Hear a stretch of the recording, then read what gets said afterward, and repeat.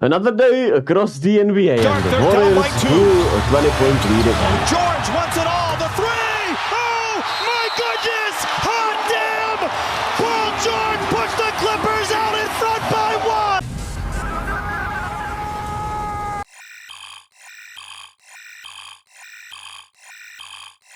Clippers controlled the pace in the second half and the Warriors in the first half, and that's how it went. Shout out Paul George, man. Video already out on that game from the Warriors perspective, and even the Clippers perspective, really. We talk about every game, I talk about every game every day, as a fan, as a reporter, as a announcer, as a sports news guys, whatever you want to call it. I just talk about the games, bring you all the info, bring you some fun, hopefully. So let's start in Charlotte, where the Hornets took on the Timberwolves. Once again, Timberwolves without Anthony Edwards, who is still day-to-day recovering from the injury he suffered 2 games ago. And it was a tight back-and-forth matchup. Karl Anthony Towns was doing his thing, but the Charlotte Hornets were leading with 5 minutes left in the game by 4 points. But that's where Karl Anthony Towns and Rudy Gobert took over, and the Timberwolves went on a 13-3 run that led the Timberwolves to another great win. Rudy Gobert played on an injured hip and dominated the game defensively down the stretch, where the Hornets just kept on trying him for well, I guess the injury reasons, and the big man trio of Towns, Gobert and Naz Reid combined for 77 points, all of them scoring over 20 points for a great Timberwolves 123-117 victory. Also, shouts out to Mike Conley, he was sensational in that fourth quarter. The Detroit Pistons, at home, still trying to snag that goddamn long-ass losing streak that's now 16 games before this game. And they were playing against the somewhat disappointing Cavaliers, and I felt like this could be a game they take, because Bojan Bogdanovic was back for Detroit, coming off the bench, playing about 22 minutes, scoring 22 points, and he'll have to help them immensely as he returns to shape, because he's shooting and spacing, and he's just a bona fide shot creator, bona fide scorer in this league at this point, right? And then the starters with Jaden Ivey, Kate Cunningham, and Killian Hayes actually looked really good. All 3 played in the starting lineup, and it actually looked fairly solid. Killian Hayes had the chance to be the next Jason Kidd still, right? Still a funny-ass comparison, especially when you see pictures like this. But he actually has been playing better this year, and somewhat more consistent. He still has horrible games, but at least there are more good games as of right now. But still, a great run to start the fourth quarter by the Cavaliers' 2 best players to me, especially in the second half. Max Strus and Isaac Okoro, they were sensational at the start of the fourth quarter, helped the Cavaliers get a 10-point lead, and they would hold on to that lead as Garland and Mitchell came up alive, clutch late, and the Cavaliers win 110-101 in Detroit to prolong the losing streak to goddamn 17 games. When is the next win coming for the goddamn Detroit Pistons is the question. But look at the bright side of things. Detroit fans, Pistons fans, in the last 15 games, they have a better net rating than the Spurs. It's something. No, it really isn't, right? Orlando, on a second night of a back-to-back on the road, got absolutely demolished as Mikal Bridges went off for 42 points, scoring 26 of those in the first quarter on 8 of 11 shooting. It was an out-of-body experience for Mikal Bridges there. And the Magic just looked flat out tired, right? They were coming from Orlando to New York, and they got outplayed on all fronts by this Nets team that is essentially healthy, besides Ben Simmons, who got an injection for his back and will be rehabilitated in 2 weeks. The Nets win 129-101. 129-101. And the Magic 9-game win streak, which is a shame, but the Magic are still in a really great spot. Trae Young, still cooking, but the Hawks and the Bucks did not surprise, both offensively and defensively, in a high-scoring, fast-paced game where the Hawks guards combined dominated really well. But Bogdanovic did not get the memo. He was very off offensively, and I felt like he kind of shot them out of the game in the fourth quarter. The bench also did not play well, especially Onyeka Okongwu, who was really disappointing today. And the Bucks have been great in the fourth quarter, scored 33 points in that fourth quarter to Atlanta's 23. Dame and Malik Beasley had 16 of those. They were great. And down the stretch, they were once again really clutch. Bucks win another close clutch game as the second best scoring team in the fourth quarter this season, 132-121. The Bulls still without Zach LaVine, who has no market, which Woj reported, which I don't I don't blame the teams for not wanting Zach LaVine, really, to be quite honest with you, against the Pelicans. Today, the Bulls, Pelicans were on a second night of a back-to-back on the road after playing at home, which just can be healthy and can be nice for the players. And the Bulls continue their great vibe, man. I love the energy and the vibe coming from Chicago after that last win against the Bucks without Zach LaVine. Let me remind you, DeMar DeRozan was playing, and they won the third quarter by 15 points to erase the Pelicans' halftime lead. They controlled the game as Coby White has been on a heater these games, and he's been hooping. He had 31 points on 8 made 3-pointers, also had like 8 rebounds, 7 assists. Just a sensational night from Coby White today. And I hope it continues. I really liked what I saw from him down the stretch last year, where he showed the flashes of this, and hopefully he gets more and more opportunities, as Zach LaVine will likely get traded rather sooner than later, even with no market out there. Detroit is coming for him, maybe. And Patrick Williams has been also looking better with this lineup, man. This lineup just at least plays as hard as it gets, and they have some fun defensive players. The young guys can shine, so it's great to see. And DeMar actually fit well in with them today. He closed it out for them and looked better. So some excitement for the Bulls fans, at least, with a 124-118 win over the Pelicans. The Pacers, without Tyrese Haliburton, also they had a second game of the baseball series in Miami, so they play the Miami Heat twice in 3 days in Miami. And the Pacers missed 15 shots in the first quarter. And for the rest of the game, they missed 14 shots. And they shot 66% from the field. They were on an absolute heater with another absolute offensive show, as they are just relentless with their offense that plays so fast. You can't do much. You just have to play catch up.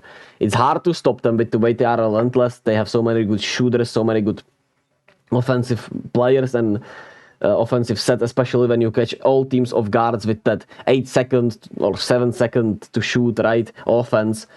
And they will give up the most points at the same time, right? But it can clearly win you regular season games and maybe the MVP if they somehow get a top 4 seed.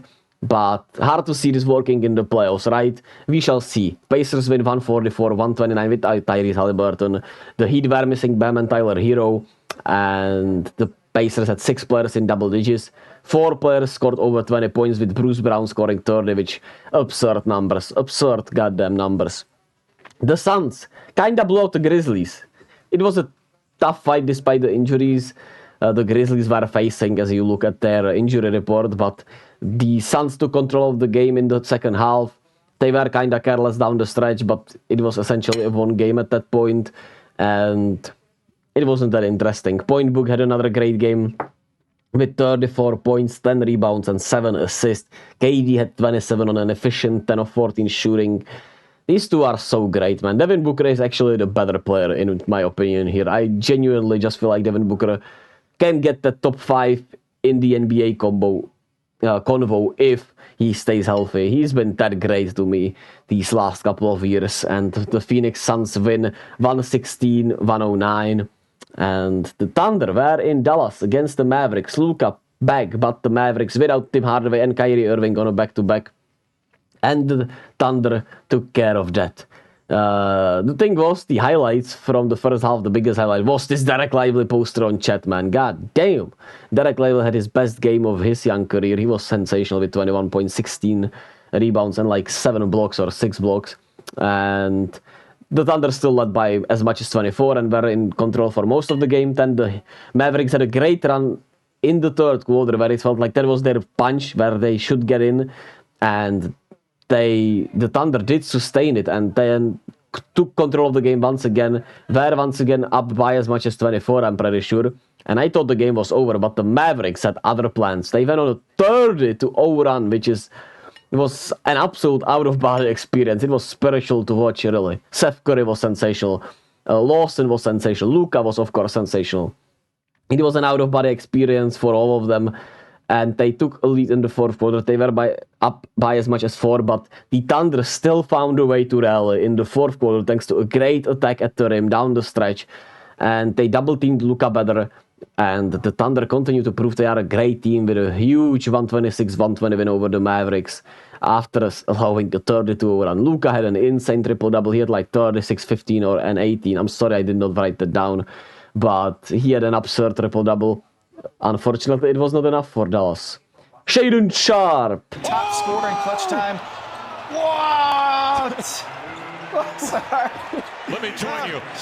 And the Jazz Blazers game went to overtime, but it was Colin Sexton and John Collins and Omar Yurtseven who took the Jazz home. Great to see Taylor Hendricks also on the floor, but I did not catch most of this game as the Utah Jazz win 118-113 after a really good surge in the fourth quarter by the Blazers. Shaedon Sharpe has been really balling and hooping. Scoot actually had a better game today, so that was good to see. And Jeremy Grant had to leave the game injured, so that's a bummer, and hopefully it's nothing major, but I have not read anything that it should be. And hopefully they get Anthony Simons soonish, right? Another team that was on the second night of a back-to-back this time, it was the Denver Nuggets. And at least it was not from, coming from Denver to Sacramento. It was from Phoenix to Sacramento. But they were in Sacramento, and Jokic, man, put on an absolute show once again. The best player in the NBA, without a doubt to me. 36 points, 13 rebounds, and 14 assists. He's just so goddamn special.